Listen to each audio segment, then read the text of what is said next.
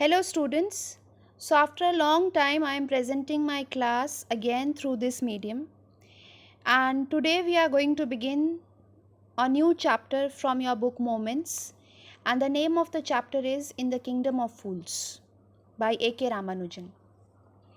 This story reminds me an Ukrainian proverb which says that if every fool wore a crown, then we would all be kings. So, this story can be read in two levels. First, it's just a kind of entertainer, like very funny and humorous. But, somewhere down, it can also be read as an allegory. Allegory is a story or a poem which can be interpreted to reveal a hidden meaning. It's very symbolic, okay? So, it has a hidden meaning. And why do I say that this story by A.K. Ramanujan in the Kingdom of Fools is an allegory? Because it is a kind of mockery on the mistakes and the follies of so called great kings and ministers.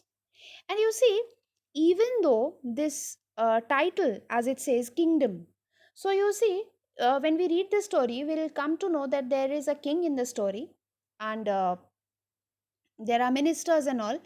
So you see, the story talks about a bygone era when kings were ruling the kingdoms and all. But everything in the story seems to have some relevance and significance in the present socio political scenario, where till date we have ministers, leaders, and bureaucrats who are not better than this king and these ministers in the story. And when we look at the story from that angle, the story becomes an allegory which criticizes the political system. Okay, the kings and the ministers in this story will see how they are ready to die to retain their power. So, for them, nothing matters, only the throne matters, the power matters. And somewhere, it's very true for our ministers, for our political leaders, and for our bureaucrats. They are more concerned about their throne, they are more concerned about their power. And this story can be read as a story that tells us the fact that we must be very cautious and we must be very careful when we come into contact with such kind of foolish people, because you see, foolish people can be very dangerous. Why? Because they are very unpredictable. You do not know what's going to happen next, what is their next decision. You do not know what they may think or may not think, what they may do or may not do. You cannot say for sure.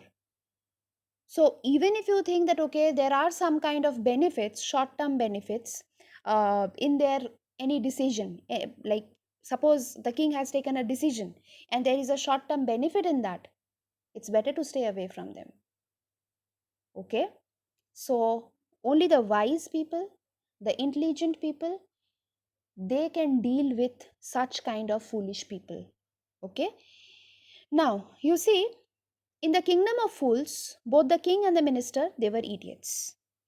And what they had done, they ordered everyone to be awake at night and do their respective works, while during the day everyone must sleep. And since it was an order from the king, everyone followed this foolish practice. So you see how the king was an idiot, because he wished to rule the kingdom in a different way from other kingdoms. And that is why, the order of the day was reversed. Now, what happened? One day, a guru and his disciple reached the city. And even though it was broad daylight, they could not spot anyone. But after the sunset, when it was growing dark, to their surprise and disbelief, the entire town woke up and they went about with their business. And when they went to buy some groceries, they were taken aback. Why? Because whatever they bought, it cost only a single dudu there. Dudu, um, a rupee, a single rupee.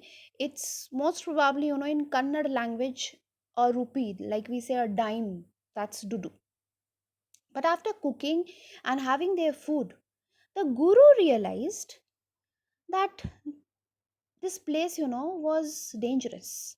And it was not wise and safe to live in such a kingdom where you are surrounded with foolish people. And that is why he suggested his disciple that they must leave that place as soon as possible. But the disciple, he was a glutton. He was so greedy. Glutton, I have already discussed this word with you when I was doing the legend of Northland. When I was talking about the seven cardinal sins, glutton was one of them. Okay, so this disciple, was a glutton. And he was not ready to listen to his guru because you see, the food items were so cheap. He could eat anything. The guru tried to convince him, but he did not listen to him. The disciple did not listen to the guru. At last, the guru left the place and the disciple stayed back there.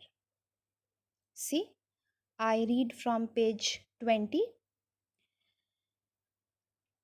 They are all fools. This won't last very long, and you cannot tell what they'll do to you next. And when he did not listen to his guru, the guru said, "Do what you want. I am going." And he left. And the disciple stayed on, ate his fill every day, bananas and ghee and rice and wheat, and grew fat like a street side sacred bull. So he ate to his fill every day and he grew fat. Now, what happens? One bright day, a thief broke into a rich merchant's house. By making a, most probably, he made a hole in the wall and he sneaked in.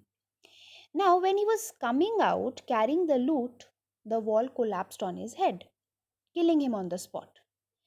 Now, his brother rushed to the king and complained that the merchant should be punished for not building a strong wall. Ridiculous. He's going to the king, reporting the king that the merchant should be punished for not building a strong wall. The merchant is to be blamed, not the thief or his family. And to everyone's surprise, now when I say everyone, I do not know whether the people were surprised or not, but yes, to the reader's surprise, what happened. Uh, the king summoned the merchant, but the merchant explained that he had nothing to do with the accident, since the wall had been built during his father's time. And he added that he knew the man who built the wall. So the king summoned the man, and this time this was a bricklayer. Okay, see page number 21. I'm highlighting over here, bricklayer. Okay, so thief's brother thief's brother rushed to the king. The king summoned the merchant, and the merchant then, now the blame game starts. Okay, so the merchant then, he put the entire blame on the bricklayer. Now the bricklayer has become an old man now. Now, during his trial, he said that, no, I'm reading it out, okay? The king sent out messengers to bring in the bricklayer who had built the wall. They brought him tied hand and foot. "You there, did you build this man's wall in his father's time?" "Yes, my lord, I did." "What kind of a wall is this that you built? It has fallen on a poor man and killed him. You have murdered him. We have to punish you by death." And then the bricklayer said, "Please listen to me before you give your orders. It's true, I built this wall, and it was no good. But that was because my mind was not on it. I remember very well a dancing girl who was going up and down that street all day with her anklets jingling, and I couldn't keep my eyes or my mind on the wall I was building. You must get that dancing girl. I know where she lives." So, this man, he said that a pretty dancing girl was going up and down the street all day with her jingling anklets, distracting his concentration from the work. That resulted in the wall being weak. Hilarious, isn't it? Now, that dancing girl, an old woman now, because this is, many moons ago. So now she has become an old woman. She was brought in. Now, during her trial, she explained that it was because of a goldsmith. I'm highlighting the word goldsmith over here.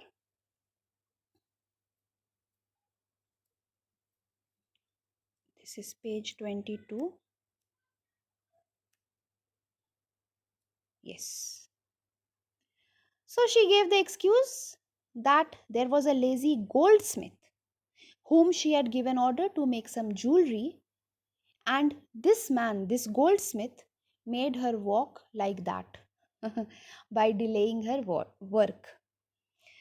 So the king says, "Poor thing, she's absolutely right. We have got the real culprit at last. Get the goldsmith wherever he is hiding at once." So now the goldsmith was brought for the trial, and he explained that he had to delay her work. He was bound to delay her work, the dancing girl's work, since a rich merchant forced him to complete their work first. So he says, "My lord, I am a poor goldsmith. It's true, I made this dancer come many times to my door. I gave her excuses because I couldn't finish making her jewelry before I finished the rich merchant's orders. They had a wedding coming and they wouldn't wait. You know how impatient rich men are?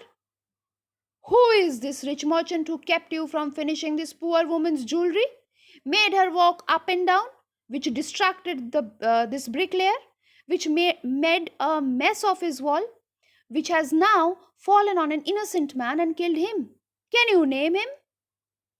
And you see, the goldsmith named the merchant.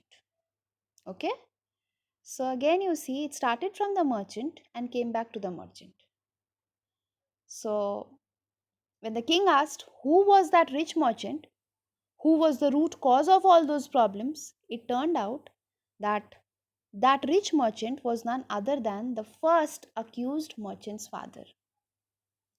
The king then observed that as the son inherited all his riches, so he must inherit the result of all his sins and faults too. Because you see, when the merchant's son says, "It wasn't me, but my father who ordered the jewelry. He's dead. I'm innocent." The king comes with a very good advice and he says, "It's true. Your father is the true murderer. He is dead, but somebody must be punished in his place. You have inherited everything from that criminal father of yours, his riches as well as his sins. I knew at once, even when I first set eyes on you, that you were at the root of this horrible crime. You must die." Great king, huh? Just imagine a scenario if we had a king like this, or a ruler like this. Okay, let's see now what happens. So he says, you have to inherit his sins and faults too. So he was to be executed, and this was the king's ultimate verdict.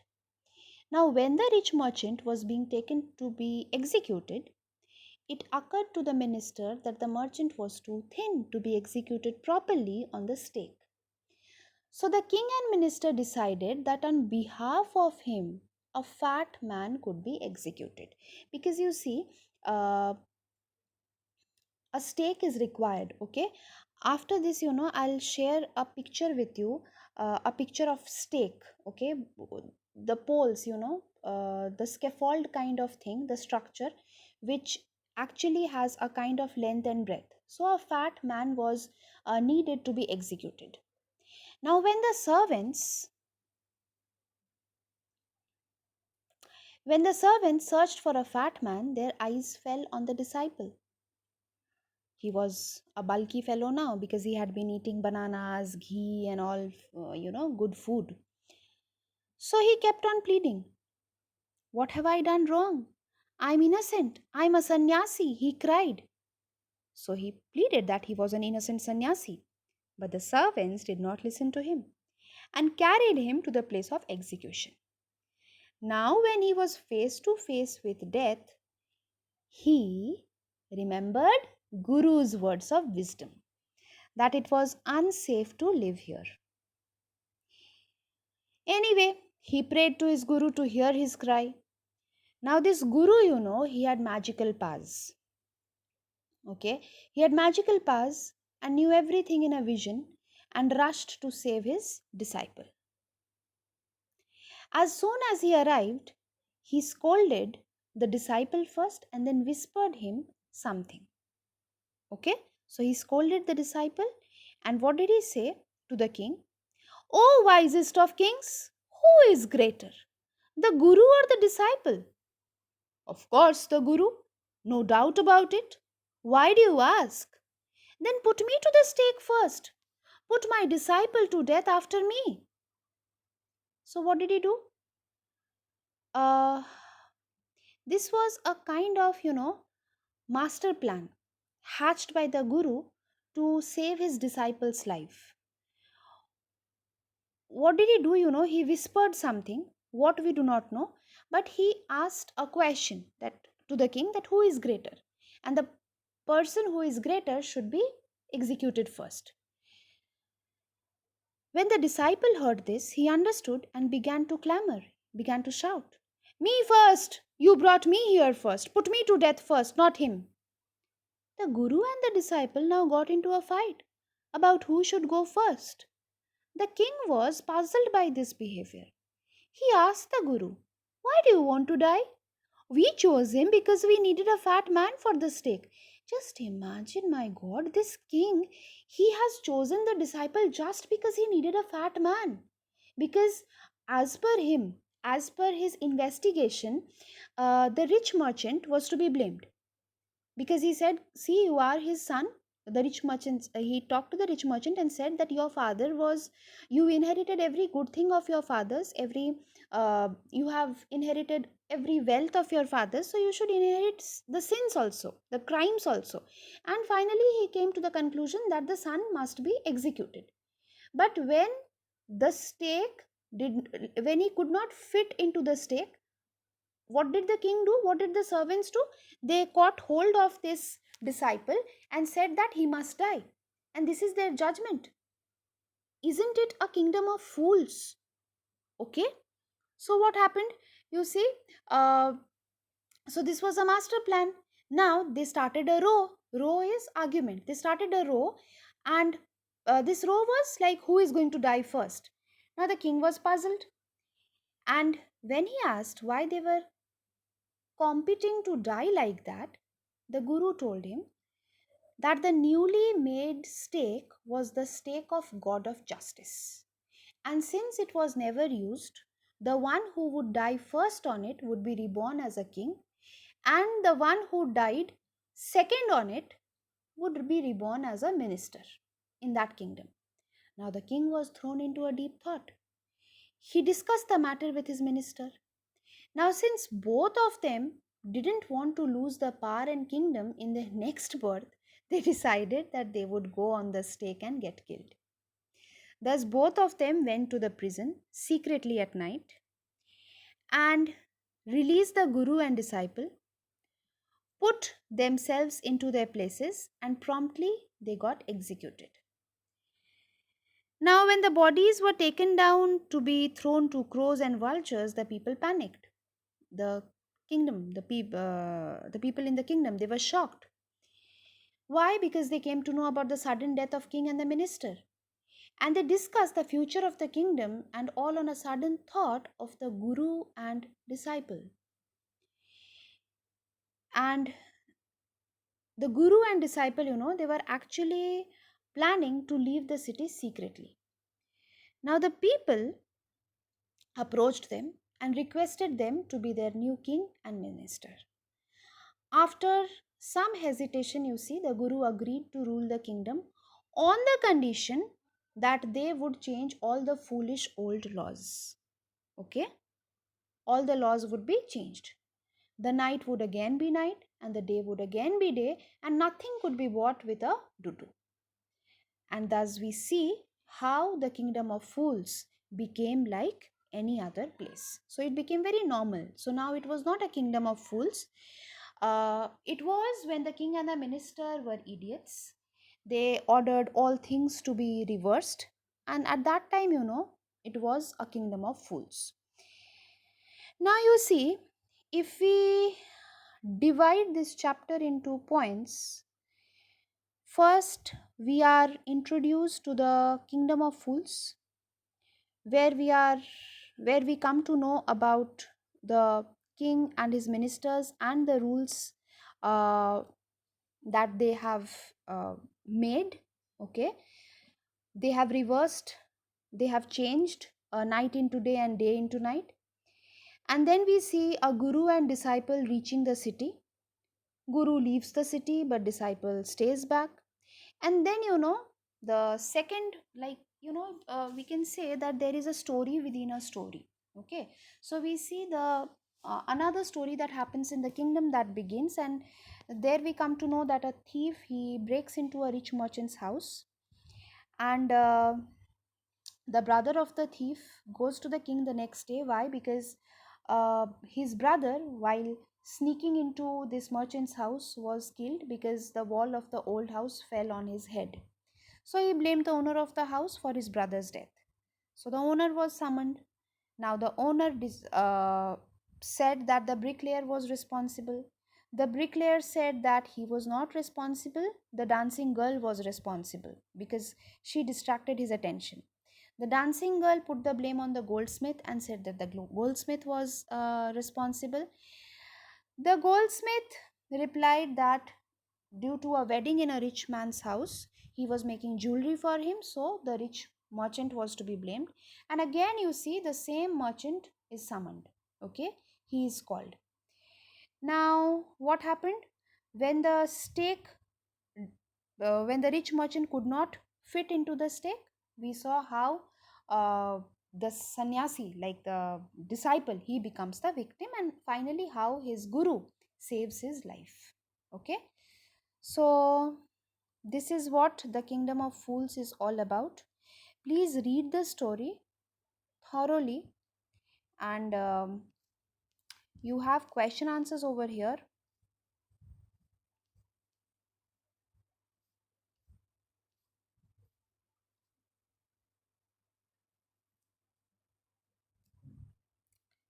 See, what are the two strange things the guru and his disciple find in the kingdom of fools?